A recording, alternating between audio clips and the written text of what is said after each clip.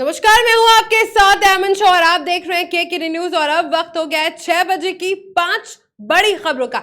भारत और नेपाल के प्रधानमंत्रियों का साझा प्रेस कॉन्फ्रेंस हुआ। बता दें कि इस दौरान पीएम नरेंद्र मोदी और नेपाल पीएम देउबा की मौजूदगी में 4 समझौता दस्तावेजों पर दस्तखत हुए। वहीं नेपाल में पीएम नरेंद्र मोदी ने रुपए लॉन्च किया। दोनों देशों के बीच हुए पहले समझौते में भारत की अगुवाई में शुरू हुई इंटरनेशनल सोलर अलायंस में नेपाल शामिल हुआ। वहीं दूसरे समझौते में रेलवे क्षेत्र में भारत और नेपाल के बीच तकनीकी सहयोग बढ़ाने पर समझौता किया गया और तीसरे में नेपाल को पेट्रोलियम उत्पाद आपूर्ति पर करारनामा हुआ। बता दें कि इंडियन ऑयल कॉरपोरेशन लिमिटेड और नेपाल ऑयल कॉरपोरेशन के बीच एमयू, इसके अलावा चौथे समझौते में नेपाल ऑयल कॉरपोरेशन और आईओसीएल के बीच तकनीकी सहयोग के लिए हस्ताक्षर किए गए। बता दें कि प्रेस कार्यक्रम में भारत के पीएम नरेंद्र मोदी ने प्रधानमंत्री देउबा का स्वागत करते हुए कहा कि मुझे बहुत खुशी हो रही है। आज भारतीय नववर्ष और नवरात्रि के पवित्र अवसर पर देउबा जी का शुभ आगमन हुआ है। मैं उनको और भारत नेपाल के सभी नागरिकों को नवरात्रि की हार्दिक शुभकामनाएं देता हूं। उन्होंने कहा कि देउबा जी भारत के पुराने मित्र हैं और प्रधानमंत्री नरेंद्र मोदी इसी तौर पर यह उनकी 5वीं भारतीय यात्रा है। भारत नेपाल संबंध के विकास में उन्होंने महत्वपूर्ण भूमिका रही है। बता दें कि भारत नेपाल जैसे दोस्ती के संबंधों की मिलाद दुनिया में देखने को नहीं मिलती है। हम सुख दुख के साथी हैं। नेपाल की शांति और प्रगति में भारत एक दृढ़ साथी है। हमने अपनी चर्चा में आपसी संबंधों पर व्यापक विचार विमर्श किया है। हमारा साझा विजन दस्तावेज साझा सहयोग का नया रोड मैप बनेगा। हमें पावर सेक्टर में आपसी सहयोग की संभावना पर जोर देना चाहिए। पीएम ने कहा कि पंचेश्वर परियोजना एक गेम चेंजर प्रोजेक्ट है। यह प्रसन्नता का विषय है कि नेपाल अपना सरप्लस पावर को भारत को निर्यात करेगा। नेपाल का सोलर अलायंस का हिस्सा बनना हमारी क्षेत्र में क्लीन और सस्टेनेबल ऊर्जा का स्रोत बनेगा। बता दें कि वहीं नेपाल के प्रधानमंत्री शेर बहादुर देउबा ने कहा कि मैं नेपाल और नेपाली लोगों के प्रति अपने स्नेह और लगाव का सम्मान करता हूं, उनकी सराहना करता हूं। मेरी यात्रा इस भावना की ओर और मजबूत करेगी। भारत की आजादी के अमृत महोत्सव के इस साल में हम भारत नेपाल संबंधों को भी 75 वर्ष मना रहे हैं। मैंने अपना पहला कोविड टीका भारत से मिला ही लगवाया। नेपाल को इस महामारी से मुकाबला करने में मिली मदद का ये स्वागत करता हूं। राजनीतिक, सामाजिक और आर्थिक मोर्चे पर सहयोग मजबूत करने पर हमारा जोर है। हम भारत की प्रगति से लाभ की तरफ देख रहे हैं। भारतीय नववर्ष और नवरात्रि के पवित्र अवसर पर देउबा जी का शुभ आगमन हुआ है। मैं उनको और भारत और नेपाल के सभी नागरिकों को नवरात्र की बहुत बहुत शुभकामनाएं देता हूं। देउबा जी भारत के पुराने मित्र हैं। प्रधानमंत्री के रूप में यह उनकी 5वीं भारत यात्रा है। भारत नेपाल संबंधों के विकास में देउबा जी की महत्वपूर्ण भूमिका रही है। फ्रेंड्स, भारत और नेपाल की दोस्ती, हमारे लोगों के आपसी संबंध, ऐसी मिसाल विश्व में कहीं और देखने को नहीं मिलती। हमारी सभ्यता, हमारी संस्कृति, हमारे आदान प्रदान के धागे प्राचीन काल से जुड़े हुए हैं। अनादि काल से हम एक दूसरे के सुख दुख के साथी रहे हैं। हमारी पार्टनरशिप के उस आधार में हमारे लोगों के आपसी संबंध, उनके बीच आदान प्रदान है। ये हमारे संबंधों को ऊर्जा देते हैं, संबल देते हैं। और नेपाल के संबंध में भारत की नीतियां, हमारे प्रयास इसी आत्मीयता की भावना से प्रेरित रहते हैं। नेपाल की शांति, प्रगति और विकास की यात्रा में भारत एक दृढ़ साथी रहा है और हमेशा रहेगा। फ्रेंड्स, आज देवबा जी और मेरे बीच इन सब विषयों और कई अन्य महत्वपूर्ण मुद्दों पर भी सार्थक बातचीत हुई। हमने अपने सहयोग के विभिन्न पहलुओं पर चर्चा की, विभिन्न प्रोजेक्ट्स की प्रगति की समीक्षा की और भविष्य की रूपरेखा पर भी विचार विमर्श किया। हम दोनों सहमत हैं कि हमें पावर सेक्टर में सहयोग के अवसरों का पूरा लाभ उठाना चाहिए। हमारा joint vision statement on power cooperation भविष्य में सहयोग का ब्लूप्रिंट साबित होगा। हमने पंचेश्वर परियोजना में तेज गति से आगे बढ़ने के महत्व पर जोर दिया है। यह प्रोजेक्ट इस क्षेत्र के विकास के लिए एक गेम चेंजर सिद्ध होगा। हमने भारतीय कंपनियों द्वारा नेपाल के हाइड्रो पावर डेवलपमेंट योजनाओं में और अधिक भागीदारी के विषय पर भी सहमति व्यक्त की। यह प्रसन्नता का विषय है कि नेपाल अपने सरप्लस पावर भारत को निर्यात कर रहा है। इसका नेपाल की आर्थिक प्रगति में अच्छा योगदान रहेगा। मुझे बताते हुए हर्ष हो रहा है कि नेपाल से पावर आयात करने के कई और प्रस्तावों को भी स्वीकृत किया जा रहा है। मुझे इस बात की प्रसन्नता है कि नेपाल इंटरनेशनल सोलर अलायंस का सदस्य बन गया है। इससे हमारे क्षेत्र में सस्टेनेबल, अफोर्डेबल और क्लीन एनर्जी को बढ़ावा मिलेगा। फ्रेंड्स, प्रधानमंत्री देवबा जी और मैंने व्यापार और सभी प्रकार से क्रॉस बॉर्डर कनेक्टिविटी उस इनिशिएटिव्स को प्राथमिकता देने पर भी सहमति जताई। जयनगर कुर्था रेल लाइन की शुरुआत इसी का एक भाग है। दोनों देशों के लोगों के बीच सुगम, बाधा रहित आदान प्रदान के लिए ऐसी योजनाएं बेहतरीन योगदान देगी। नेपाल में रुपे कार्ड की शुरुआत हमारी फाइनेंशियल कनेक्टिविटी में एक नया अध्याय जोड़ेगी।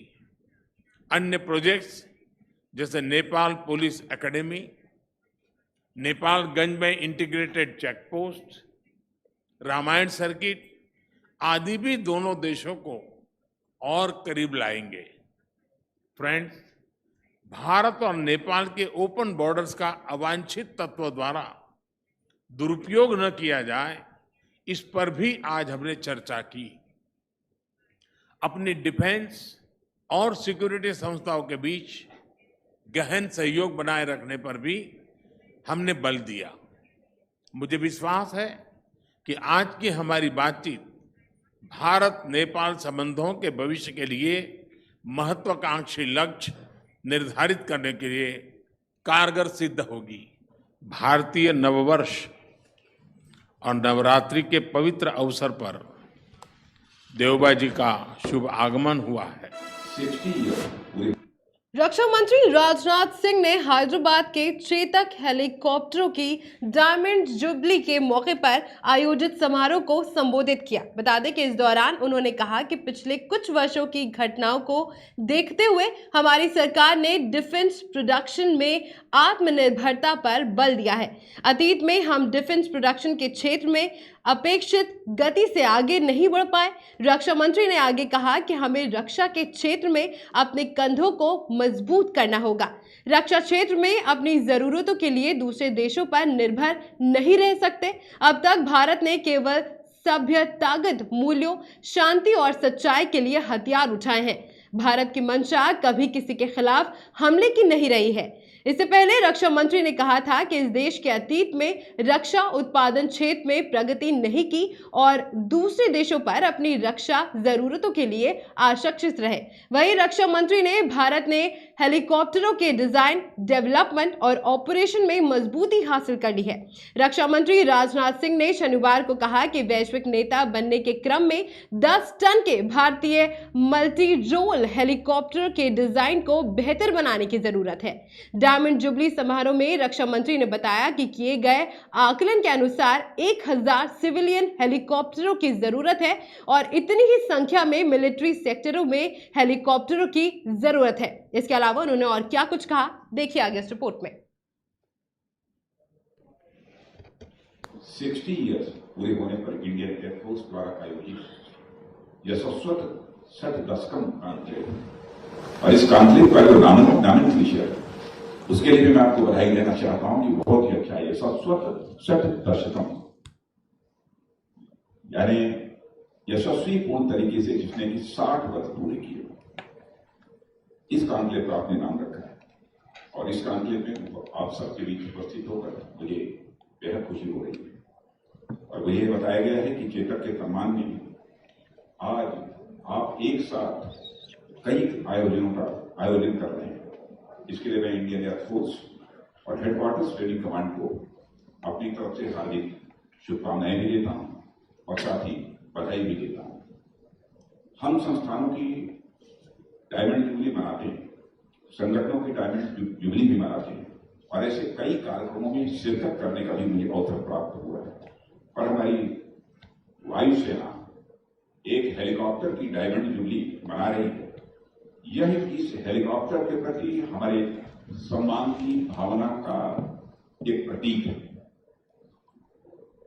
और यह दिखाता है कि हम इसे केवल मशीन भर नहीं मानते, हम इसे एक जीवंत इकाई मानते हैं जो पिछले 6 दशकों से राष्ट्र की सेवा में निरंतर यशस्वी है। हमारे यहाँ के ऋषियों और मनीषियों ने भी कहा है, मुझे याद आया इसके 6 डिकेड पूरा करने के बाद किस तरीके से इस कार्यक्रम का आयोजन हो रहा है तो मैं ये विचार करने लगा कि इसके पीछे कंसेप्ट क्या है। मुझे अपने ऋषियों की एक बात याद है। हमारे ऋषियों और मनीषियों ने कहा है कि यत पिंडे तत् ब्रह्मांडे, यानी जो पिंड में है वही ब्रह्मांड में है, यानी होल यूनिवर्स में है। जो जड़ में है वही चेतन में है, जो छोटे में है वही बड़े में है, जो मेरे में है वही तेरे में है। इसे यत पिंडे तत् ब्रह्मांडे कहते हैं। यानी फोर्स में काम करने वाले लोगों ने यह माना होगा कि हम जीव हैं तो हमारी रक्षा करने का काम है, हमारे लक्ष्यों को हासिल कराने में जो भूमिका है ये चेतक निभाता है। यह भी एक जीवंत इकाई है, इसीलिए उसके प्रति सम्मान में इस प्रकार के कार्यक्रम का आयोजन किया गया है। शस्त्रों की पूजा भी विजयदशमी के पर्व पर हमारे यहां होती है, हम सभी जानते हैं।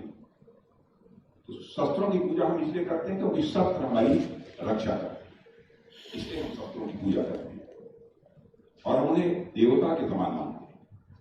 और आज इस डायमंड जुबली में भी मैं उसी पूजा का एक स्वरूप देख रहा हूं।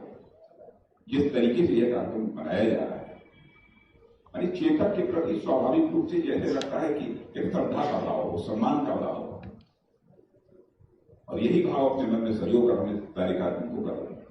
और अब तक के इतिहास में हमें ऐसी 2 पीढ़ियां मिलेंगी जिनका चेतक से बराबर साक्षात्कार हुआ। तो आप ये कहेंगे कि 2 पीढ़ियों का चेतक से साक्षात्कार हुआ। एक पीढ़ी 16th सेंचुरी की, उसने महाराणा प्रताप का चेतक देखा और एक पीढ़ी हमारी और आपकी है। हमने चेतक को देखा भी है और आज उसकी डायमंड जुबली भी मना है। इसी समय हम एक कविता पढ़ते थे कि रणवीर चौधरी भर भर कर चेतक बन गया निराला था, राणा प्रताप के घोड़े से पड़ गया हवा का पाला। ये हम एक कविता पढ़ते थे हल्दी घाटी की, पंडित श्याम नारायण पांडे जी से लिखा हुआ। राणा प्रताप के घोड़े से पड़ गया हवा का पाला। आगे की कविता में कवि उसी चेतक को आसमान का घोड़ा कहकर पुकारता है।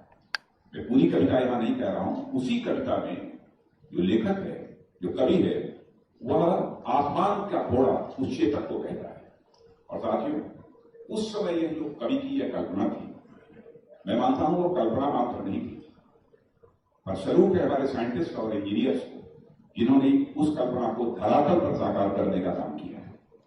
उन्होंने ऐसे एक नहीं सैकड़ों चेतक इस भारत भूमि पर पैदा करके, जैसे वह चेतक हल्दी घाटी के मैदान में चौकड़ी भर भर कर निराला बन गया था, वैसे यह हमारा चेतक पूरे हिंदुस्तान के आसमान पर ये जागरूकता का कार्यक्रम।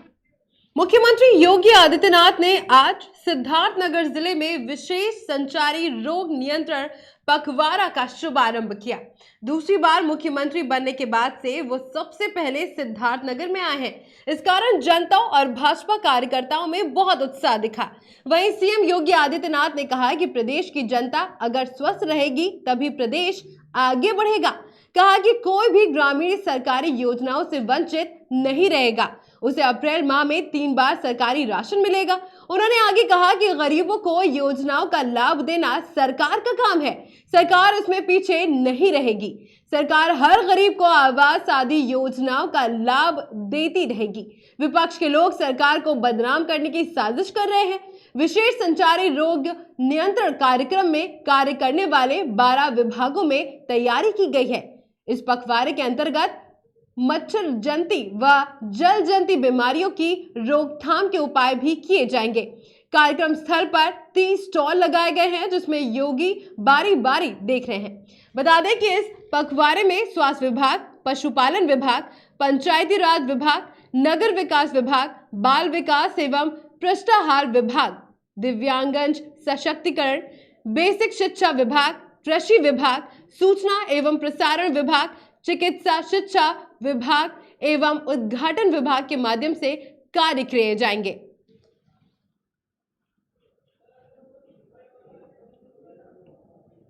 ये जागरूकता का कार्यक्रम जो अभी प्रारंभ हो रहा है, ये उसी बचाव के लिए हम सबको तैयार करने का एक माध्यम है। हम अपना बचाव करें और बचाव करने के साथ ही हम फिर अगर कोई बीमार हो जाता है तो अगले कुछ दिनों में जब आशा वर्कर घर घर जाकर के लोगों को बताएगी कि रोग के उपचार के साथ साथ अगर बीमारी होती है तो बिना इंतजार किए हमें कौन से हॉस्पिटल में कब पहुंचना है, अगर आप उसके साथ जुड़ेंगे तो मेरा ये मानना है कि चाहे वह मस्तिष्क ज्वर हो, मलेरिया हो, डेंगू हो, चिकनगुनिया हो, कालाजार हो, इन सब का तो समाधान होगा ही।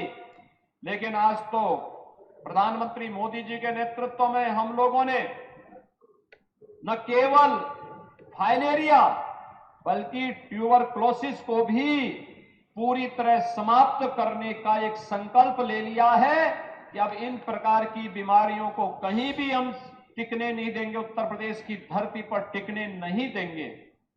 और जब स्वास्थ्य की बात होगी तो 5 वर्ष में सर्वाधिक मेडिकल कॉलेज बनाने का रिकॉर्ड भी उत्तर प्रदेश के अंदर है, उत्तर प्रदेश के पास है।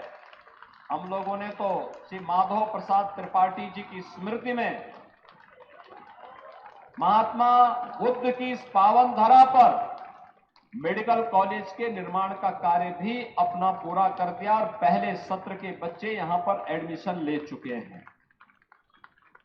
ये मेडिकल कॉलेज हेल्थ इंफ्रास्ट्रक्चर प्रधानमंत्री स्वास्थ्य सुरक्षा योजना के अंतर्गत हम लोगों ने विगत 5 वर्ष के अंदर 33 नए मेडिकल कॉलेज निर्माण का कार्य आगे बढ़ाया था, जिसमें से हम 17 मेडिकल कॉलेज में पठन पाठन का कार्य प्रारंभ कर चुके हैं, उनको आगे बढ़ा चुके हैं और अगले 1 वर्ष के अंदर हम लोग 17 से 18 नए मेडिकल कॉलेज प्रारंभ करेंगे, जिससे प्रदेश के अंदर मेडिकल एजुकेशन की भी समस्या का समाधान हो जाएगा और साथ साथ लोगों को बेहतरीन विशेषज्ञ स्वास्थ्य सुविधा भी यहां पर प्राप्त होगी। और इस दृष्टि से जब विधानसभा का चुनाव संपन्न हुआ है, मैं आप सबको भारी बहुमत से विकास के लिए, सुरक्षा के लिए, सुशासन के लिए, गरीब कल्याण के लिए एक बार फिर से अपना आशीर्वाद देने के लिए हृदय से आप सबको मैं हृदय से धन्यवाद देता हूं। भाइयों बहनों, हम लोगों ने विगत 2 वर्ष के दौरान इस सदी की सबसे बड़ी महामारी कोरोना का सामना किया। कोरोना महामारी के कारण दुनिया के अंदर लाखों लोगों ने अपनी जान गंवाई, लेकिन देश के अंदर प्रधानमंत्री मोदी जी के नेतृत्व में बेहतरीन कोरोना प्रबंधन का जो मॉडल खड़ा हुआ, दुनिया ने उसकी सराहना की।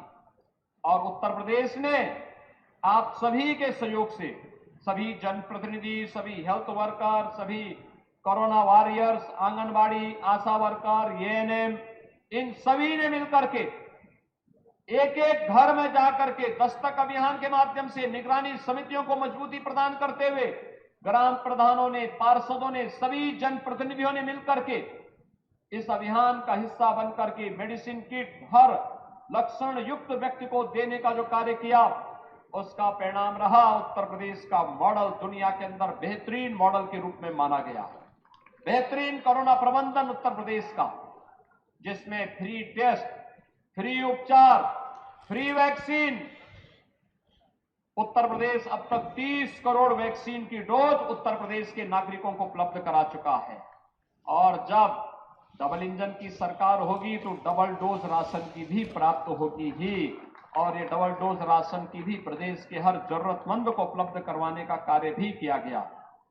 भाइयों बहनों, हम सबको विकास की इस प्रक्रिया को निरंतर आगे बढ़ाए रखना है।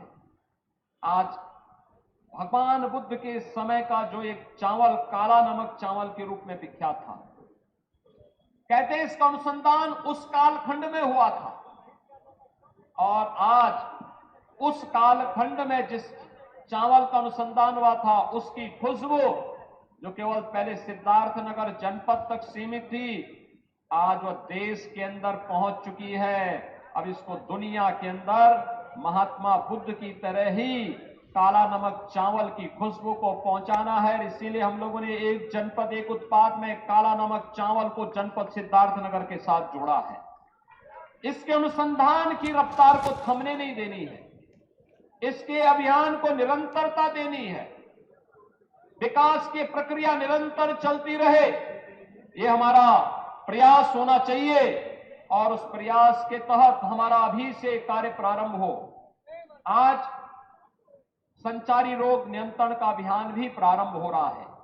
मां दुर्गा के अनुष्ठान से प्राप्त होने वाली शक्ति किसी भी प्रकार के रोग से, शोक से, संताप से संपूर्ण मानवता को मुक्त करने में अपना योगदान देगी। इस विश्वास के साथ जगत जननी मां भगवती से मैं यही प्रार्थना करता हूं, और आप सबका मैं आह्वान करूंगा कि आज जो विशेष अभियान चल रहा है, इस विशेष अभियान के साथ देश महंगे देश में लगातार बढ़ रही महंगाई पर कांग्रेस नेता रणदीप सुरजेवाला ने प्रेस कॉन्फ्रेंस की। इस दौरान सुरजेवाला ने कहा कि महंगाई के कारण नए साल में 1 अप्रैल से लोगों पर 1,25,407 करोड़ रुपए का बोझ बढ़ा है। उन्होंने कहा कि सरकार किसानों से आंदोलन का बदला ले रही है। डीएपी खाद के 50 किलो के बैग की कीमत 150 रुपए बढ़ा दी गई है।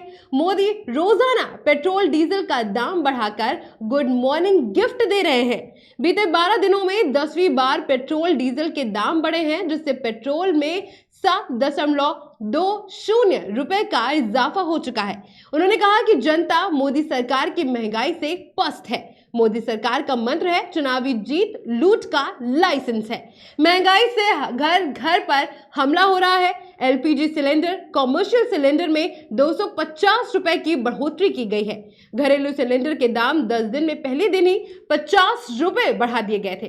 सुरजेवाला ने आगे कहा कि सीएनजी, पीएनजी पर प्रति किलो 80 पैसे बढ़ा दिए गए हैं। बीते 1 महीने में 4 रुपए प्रति किलो बढ़ चुके हैं। पीएनजी में दाम 5.85 रुपए यूनिट तक बढ़ा दिए गए हैं। टोल के दाम बढ़े। केंद्र सरकार ने 10% से लेकर 18% तक टोल के दाम बढ़ा दिए हैं। बता दें कि बीमार और दवा तक के दाम बढ़े हैं। 800 जरूरी दवाओं के दाम 11% तक बढ़ा दिए गए हैं। बुखार से लेकर कोरोना, दिल की बीमारी, खून की बीमारी, विटामिन की दवाइयों के दाम बढ़ा दिए गए हैं। उन्होंने आगे कहा कि घर बनाना महंगा हुआ। स्टील, सीमेंट, लकड़ियां, सैनिटरी फिटिंग्स के दाम भी बढ़े हैं। इसका फायदा मोदी जी के मित्रों को हो रहा है। लोन के ब्याज पर मिलने वाली छूट खत्म हो गई है। पीएफ अकाउंट पर टैक्स लगा दिया गया है। कार के दाम बढ़ा दिए गए हैं। टीवी, फ्रिज भी महंगा हो गया है। चुनाव में बीजेपी हिंदू मुसलमान करती है और फिर चुनाव जीतने के बाद जनता को लूटती है। इसके अलावा उन्होंने और क्या कुछ कहा, आगे देखिए इस रिपोर्ट में। देश महंगे मोदीवाद से त्रस्त और पस्त है। भाजपा की चुनावी जीत देश के लोगों से लूट का लाइसेंस हो गई है और केवल अब 1 अप्रैल से जो महंगाई बढ़ रही है उसका आपके ऊपर क्या बोझ आएगा वो मैं आपको एक आंकड़ा दूंगा। 1 अप्रैल 2022 से देशवासियों के ऊपर महंगाई से पड़ने वाला बोझ है, चौंकिए मत, 1,25,407 करोड़ रुपया।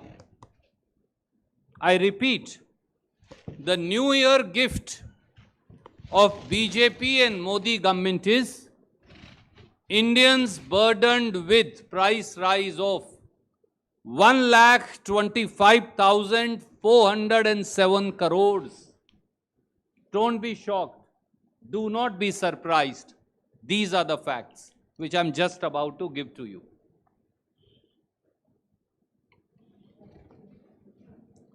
To put it very, very briefly in English for my friends in the South India, Modi government's mantra now is electoral victory is license to loot.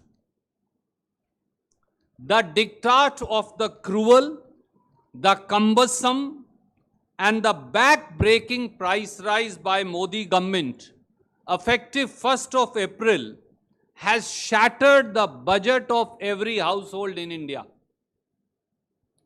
Mehengai is the biggest challenge to sustenance of every individual.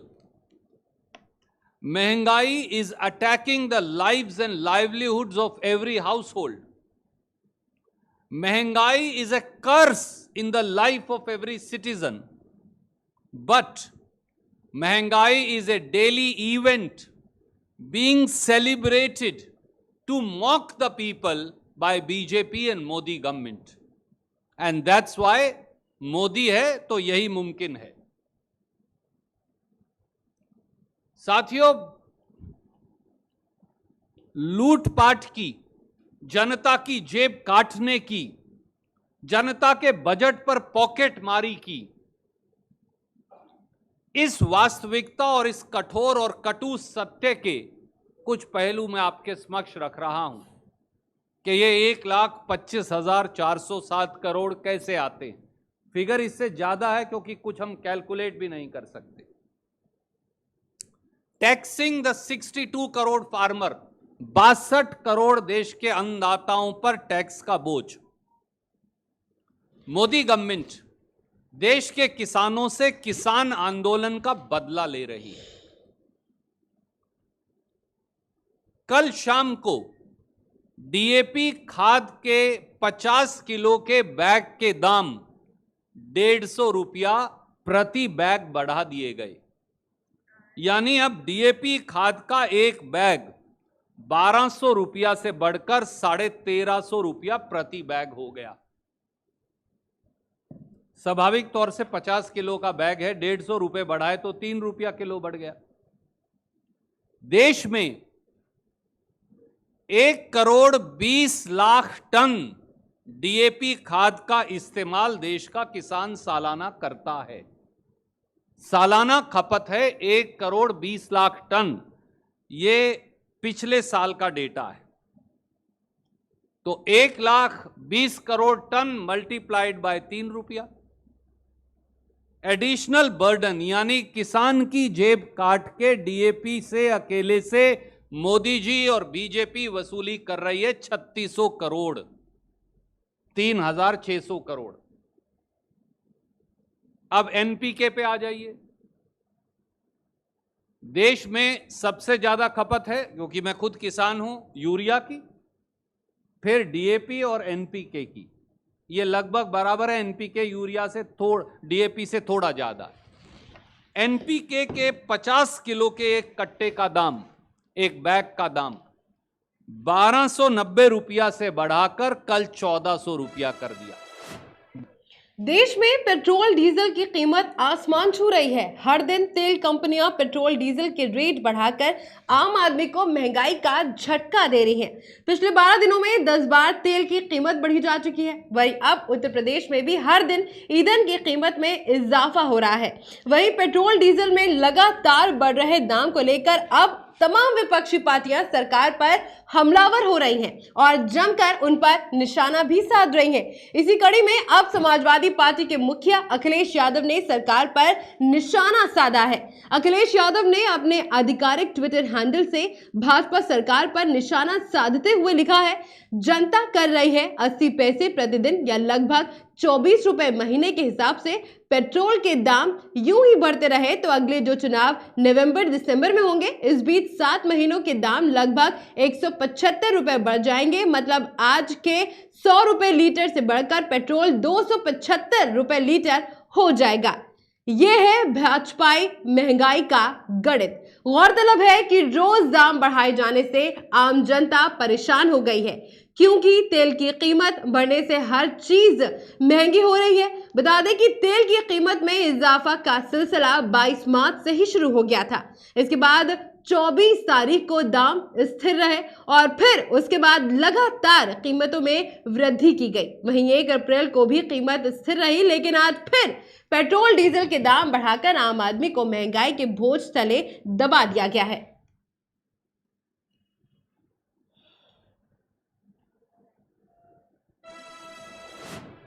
इन खबरों पर फिलहाल बस इतना ही। देश और दुनिया की तमाम खबरों के लिए बने रहे हमारे साथ और देखते रहिए KKD news.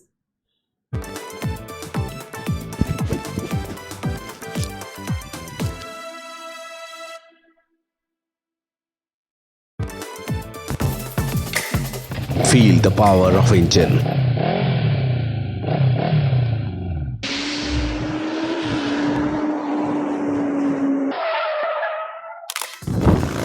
Macco lubricant, ready to drive. Feel the power of engine.